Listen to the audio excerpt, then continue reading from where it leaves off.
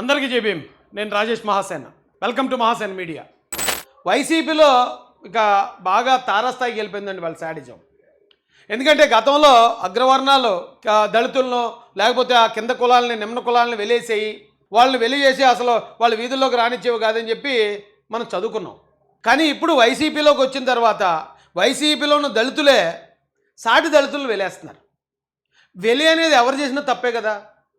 అంటే కేవలం రాజేష్ మహాసేన్ అనే వ్యక్తి తెలుగుదేశం పార్టీలోకి వెళ్ళాడు అనే ఒకే ఒక కారణంతో లంకా రాజేషు సరిపల్లి రాజేషు వీడిని మాల కులం నుండి మాలలందరూ వెలివేయడం జరిగింది.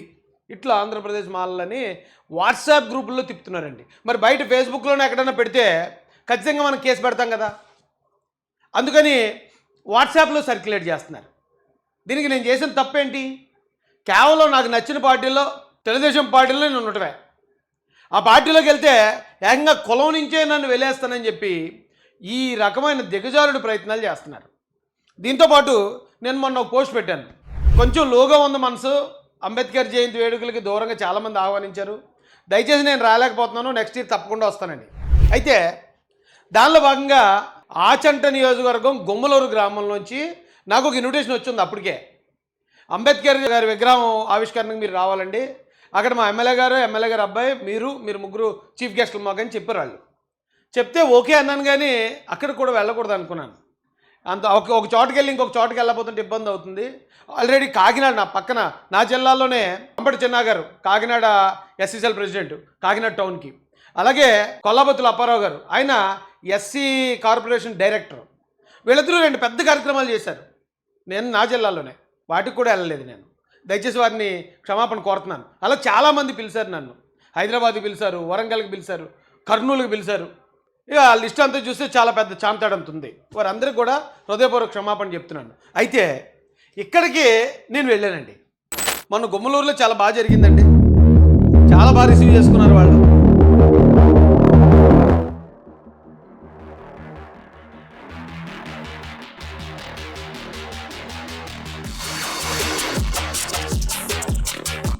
ఇది యూట్యూబ్లో ఉంది, మీరు కావాలంటే మీరు తర్వాత చూడండి. గుమ్మలూరు వెళ్ళాను. ఎందుకు వెళ్ళాను గుమ్మలూరు అంటే అక్కడ సేమ్ ఇలాగే ఇదే వైసీపీ నుంచి కొంతమంది ఒక వీడియో సర్క్యులేట్ చేశారు టిక్టాక్లోనట, కోవిడ్ నుంచి అక్కడి నుంచో. రాజేష్ అనేవాడిని అక్కడ రావడానికి మేము వ్యతిరేకిస్తున్నాం, రాజేష్ని గుమ్మలూరు రానకుండా మేము అడ్డుకుంటాం, వాడిని ప్రశ్నించడానికి ఎవరైనా ఉంటే రండి అని చెప్పి రెచ్చగొడుతూ ఒక వీడియో పెట్టారట. నాకు తెలీదు. అయితే దానికి కౌంటర్గా గ్రామస్తులు వాళ్ళు ఒక వీడియో రిలీజ్ చేశారు. రాజేష్ గారిని మేము రమ్మన్నాం, ఆయన ఖచ్చితంగా మా మద్దతు తెలియజేస్తాం, ఎవడో ఒకడో ఎక్కడి నుంచో పెట్టాడో మాకు సంబంధం లేదు అని వారందరూ నిలబడి ఒక వీడియో మాట్లాడి పోలీస్ కంప్లైంట్ కూడా ఇచ్చారు. అప్పుడు నాకు అనిపించింది, సరే వీళ్ళు మన కోసం తెలా నిలబడ్డారు కదా, నిలబడినప్పుడు ఈ ఒక్క ప్రోగ్రామ్కి ఖచ్చితంగా వెళ్ళొద్దామని చెప్పి నేను ఆ రోజున గుమ్మలూరుకి వెళ్ళడం జరిగింది. అయితే వీళ్ళు వైసీపీ నుంచి వైసీపీలో ఉన్న ఆ మాలలు కానివ్వండి లేకపోతే ఎవరన్నా కానీ తెలుగుదేశం పార్టీలో ఉన్న రాజేష్ మహాసేన్నో లేకపోతే మరొక నాయకుడినో వీళ్ళు ఎలా సెంటిమెంటల్ బ్లాక్మెయిల్ చేస్తున్నారో ఆలోచించండి. కులానికి ద్రోహులుగా చిత్రీకరించడానికి, ఆ కులం నుంచి మేము వెళ్ళేసాం, ఆ కులం నుంచి అసలు అంబేద్కర్ జయంతులకి రానివ్వం, అసలు ఏంటి తెగింపు? ఇది నిజంగా అంబేద్కర్ గారి రాజ్యాంగంలోనే ఉన్నామా? అంటే ఇప్పటి వరకు ఆ పై కులాల నుంచి హక్కులు కోరిన మనం ఇప్పుడు వైసీపీలో ఉన్న దళితుల నుంచి హక్కులు కోరుకోవాలా? మేము వాళ్ళతో హక్కుల కోసం మేము పోరాటం చేయాలా? జైభీం. మాది పశ్చిమ గోదావరి జిల్లా కోడూరు మండలం గుమ్మలూరు గ్రామంలో ఉన్నటువంటి డాక్టర్ బాబాసాహెబ్ అంబేద్కర్ యొక్క విగ్రహం ఆధునీకరణ పనుల నిమిత్తము రాయప్ప నగర్లో ఏర్పాటు చేసినటువంటి విగ్రహానికి మరి మహాసేన రాజేష్ గారిని మరి ముఖ్య అతిథిగా పిలవడం జరిగింది. ఇది మా సంఘం యొక్క నిర్ణయం. మా సంఘంలో ఉన్నటువంటి అందరూ ఆలోచించి మేము ఎవరిని పిలవాలి అనే దాని మీద నిర్ణయం తీసుకుని మరి మా గౌరవమైనటువంటి మా శాసనసభ్యులు ఆచరణ నియోజకవర్గ మరి పితాని సత్యనారాయణ గారిని పిలవడం జరిగింది. అలాగే మరి పీతల సుజాత గారిని, అలాగే మహాసేన రాజేష్ గారిని, మా ఆర్డీఓ గారిని, అలాగే ఒక జడ్జి గారిని, అలాగే మరి ఉన్నటువంటి లోకల్గా ఉన్నటువంటి తెలుగుదేశం, జనసేన మరి వైసీపీకి సంబంధించినటువంటి నాయకులందరినీ కూడా మరి ఈ ప్రారంభోత్సవానికి ఆహ్వానించడం జరిగింది. అయితే మరి మా గ్రామానికి చెందినటువంటి ఒక వ్యక్తి మరి కువైట్లో ఉంటున్నాడు. ఆ వ్యక్తి మరి ఒక పోస్ట్ని తయారు చేసి పెట్టడం జరిగింది. ఇక్కడ నిర్ణయాలు ఏ విధంగానో అతనికి తెలియదు. అతనికి తెలియకుండా మరి అతనికి ఒక పోస్ట్ని మరి తప్పుగా టిక్టాక్లో అతను టిక్టాక్ ప్రకాష్ అంటారు. ఆ టిక్టాక్లో పెట్టడం వల్ల మరి మేము అందరము కూడా మనస్తాపాన్ని చెంది మా సంఘం అందరం కూడా తీవ్రంగా ఖండిస్తున్నాం. అదేవిధంగా అతనిపైన కూడా మా సంఘపరంగానటువంటి మరి ఏవైతే చర్యలు ఉన్నాయో ఆ చర్యలు తీసుకోవడానికి అతని వెనకాల ఎవరున్నా కూడా దానిపైన మేము స్పందించి చర్య తీసుకోవడానికి మేము ముక్తకంఠంతో మా సంఘం అందరం కూడా నిర్ణయం తీసుకోవడం జరిగిందని మీ అందరి ముందుగా ఈ వీడియో ద్వారా మీ అందరికీ తెలియజేస్తున్నాం.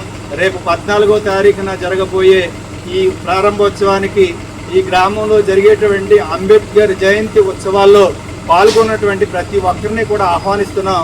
వచ్చి మేము చేసేటువంటి సాబంది భోజనాల్లో కూడా పాల్గొని అందరూ కూడా ఆనందంతో డాక్టర్ బాబాసాహెబ్ అంబేద్కర్ యొక్క ఆలోచన విధానాన్ని ముందుకు తీసుకెళ్లే విధానంతో ఈ కార్యక్రమాలు చేయడం జరిగింది. గత సంవత్సరంలో మా గ్రామంలో నడిబొడ్డులో ఉన్నటువంటి అంబేద్కర్ విగ్రహాన్ని ఆధునీకరణ చేయడం జరిగింది. ఈ సంవత్సరము మా రాయపునగర్లో ఉన్నటువంటి విగ్రహాన్ని మా సొంత విరాళాలతో సంఘంలో ఉన్నటువంటి అందరూ కూడా ఎంతో దాతృత్వంతో రోజువారీ కూలి పని చేసుకున్నటువంటి ప్రతి ఒక్కరూ కూడా స్పందించి ఇది నాది అనే భావంతో ఇక్కడ ఒక పండుగ వాతావరణాన్ని ఏర్పడింది. మరి అసూయ పుట్టినటువంటి కొంతమంది దుష్టశక్తులు ఈ కార్యక్రమాన్ని కూరుకున్నారు కాబట్టి దాన్ని మాకు ఏ విధమైనటువంటి సంబంధం లేనటువంటి వ్యక్తులుగా మేము పరిగణిస్తున్నాం. మాకు ఏ విధమైనటువంటి అతనికి మాకు సంఘానికి ఏ విధమైనటువంటి సంబంధం లేదు.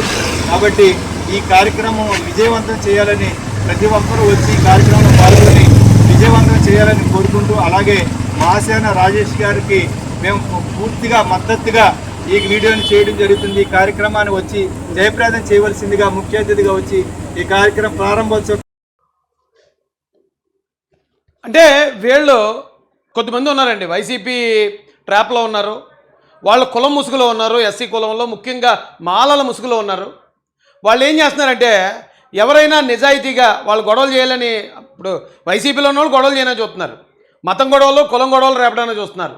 కూటమిలో ఉన్న అలాంటి వాళ్ళు ప్రజలకి వాస్తవాలు చెప్పి ఈ గొడవలు జరగకుండా అడ్డుకుంటున్నామని మమ్మల్ని ఏకంగా కులం నుంచి వెళ్ళేస్తాం, అసలు అక్కడికి రానివ్వం, మేము అడ్డుకుంటాం అనే ఇలాంటి బెదిరింపులకు దిగుతున్నారండి. అలాంటి వాళ్ళకి ఇది ఫైనల్ వార్నింగ్ అండి. మళ్ళీ ఎవరైనా ఎలా చేస్తే ఖచ్చితంగా మీ మీద చట్టపరమైన చర్యలు తీసుకోవడానికి వెనకాడం. దయచేసి ఇది అర్థం చేసుకోవాల్సిందిగా, ఇదొక స్వీట్ వార్నింగ్గా తీసుకోవాల్సిందిగా మీకు తెలియజేస్తున్నాను.